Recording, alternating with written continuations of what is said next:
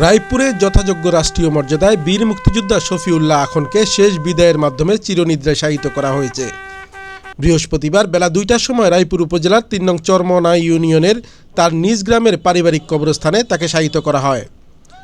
উপজেলা নির্বাহী অফিসার মোহাম্মদ ইমরান খানের উপস্থিতিতে রায়পুর থানার একটি চৌকস টিম এ সময় বীর মুক্তিযোদ্ধা শফিউল্লাহকে বিহবল বাজিয়ে রাষ্ট্রীয় সম্মাননা প্রদর্শন করেন।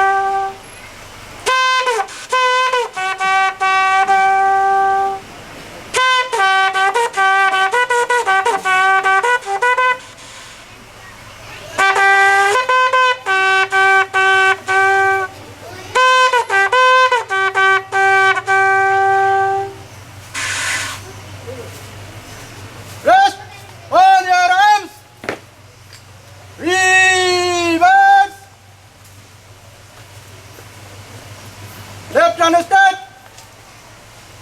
Amin. Right hand stand. Amin. পরে রায়পুর উপজেলা আওয়ামী লীগ, পৌর আওয়ামী লীগের নেতৃবৃন্দ সহ বিভিন্ন অঙ্গ সংগঠনের নেতাকর্মীরা তার নামাজে জানাজায় অংশগ্রহণ করেন। এ সময় উপস্থিত ছিলেন লক্ষ্মীপুর ২ আসনের জাতীয় সংসদ সদস্য অ্যাডভোকেট নুরুদ্দিন চৌধুরী নয়ন, রায়পুর উপজেলা আওয়ামী লীগের সভাপতি ও উপজেলা পরিষদের চেয়ারম্যান অধ্যক্ষ মামুনুর রশিদ, উপজেলা আওয়ামী লীগের সাধারণ সম্পাদক রফিকুল হায়দার বাবুল পাঠান, রায়পুর পৌর আওয়ামী লীগের সভাপতি কাজী জামশেদ কবির বাকিবিল্লাহ, ৩ নং ইউপি চেয়ারম্যান শফিক পাঠান সহ উপজেলার সকল বীর মুক্তিযোদ্ধা সহ উক্ত এলাকার সর্বস্তরের জনগণ।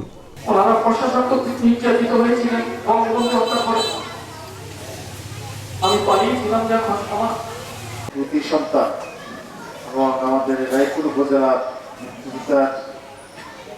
একজন অভিভাবক উপজেলার কমান্ডারের দায়িত্ব পালন করেছেন জনাব শফিক ভাই।